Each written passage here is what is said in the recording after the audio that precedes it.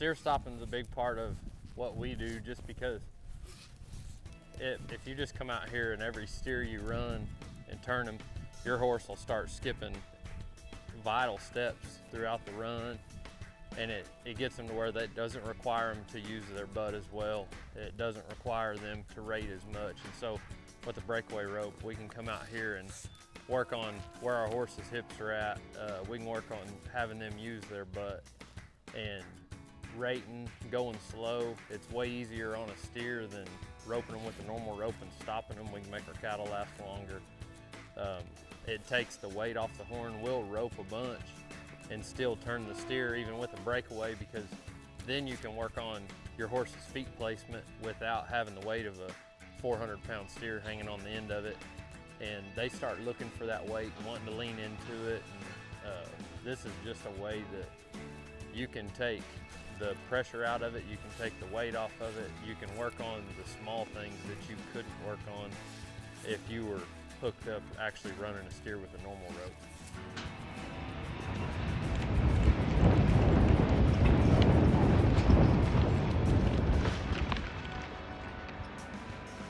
Those are the first two steers that he's had run on him since the futurity, where he had to go full tilt in an indoor arena, and quite a bit of having to go left and pull back up the wall. And I don't know, he's just an exceptional horse. It's fun to ride. He's my favorite. Those last two are pretty straight. With this one going to the right, it just lets me reinforce that my horse is going through the cow and not hanging on me. And just a little bit different look. It's easy for horses to go straight or even step left. They don't have to go find the cow as much when the cow comes to them.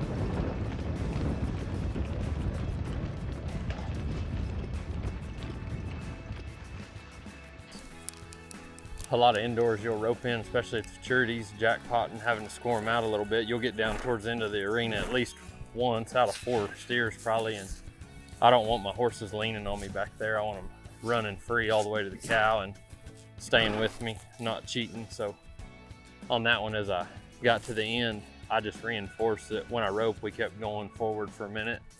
I didn't want no big drastic stop or anything. I just need, when we get down there towards the end, I need him to be forgiving.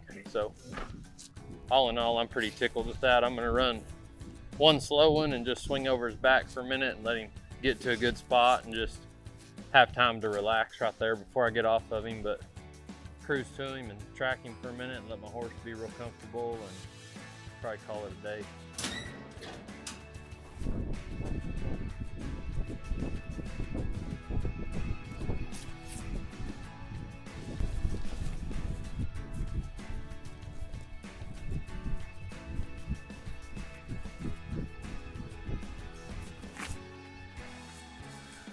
So what little intensity there was today, I stopped him straight every time. And that slow one, everything was in control, and it gave me a chance to just actually turn him.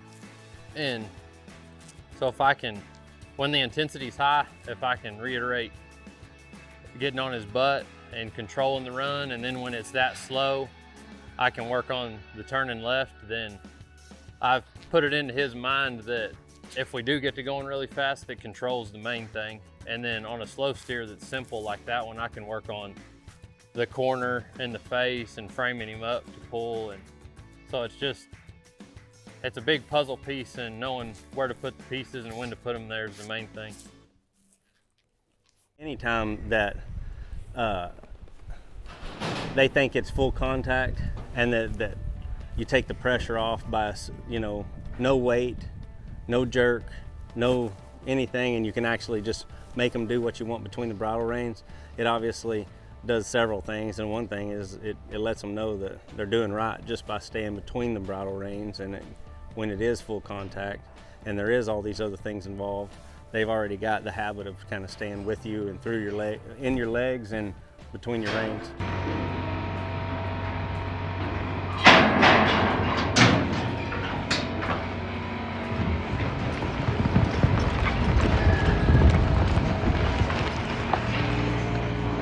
So just because you have a breakaway or a rope in your hand doesn't mean you always have to use it. I was going to that steer and I felt a little bit of resistance, or kind of heavy in my left rein because the steer went hard right, and I pushed him over there, and it kind of got a little bit of a stall before I really felt a reaction over there. So I want to make sure that I reinforce that and just nip that in the bud.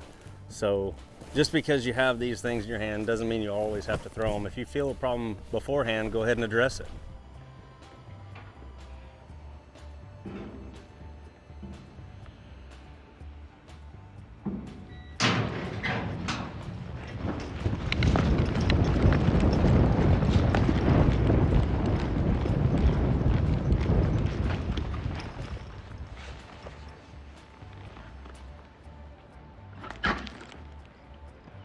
You can see, especially from behind me, like he was coming from the futurity where it was full contact, and that first step was just a little bit quicker than I would want it to be in a relaxed environment like this. I just wanted him to stay headed forward.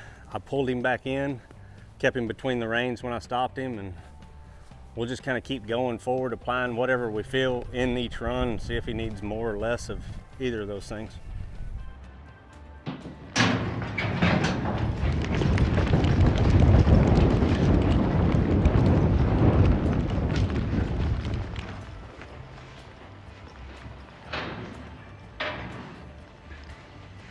Leading up to the futurity, we were so concerned in how this horse handled cattle and faced that he's just thinking about that next step a little bit too soon. So I'd like to show you some of this other stuff as far as like where I'll go out and the stuff we were working on pre-futurity.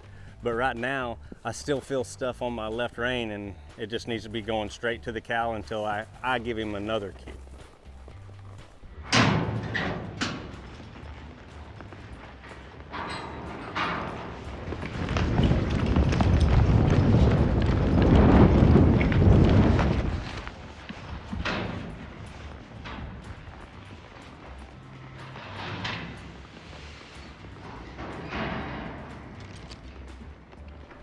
So now I can do whatever I want.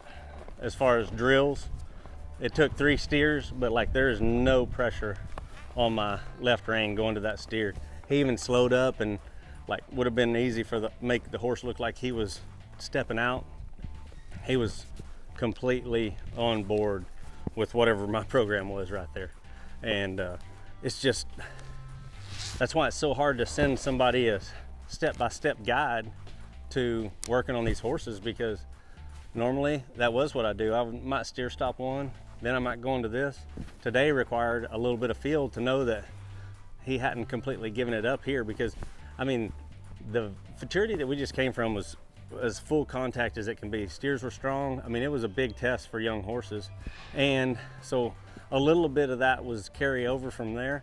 He hadn't been that intense in a long time, and so it took 3 steers where it used to take 1. And so how often do you guys implement steer stopping, or how do you know when to do it? It just depends. Like this horse is 5, we may be on a 3-year-old, we may be on an 8-year-old. I mean, it kind of depends where they're at, but they'll all get it some, you know, because it's just, like I said, it's the best pop quiz to see where they're at and how much control you have of them.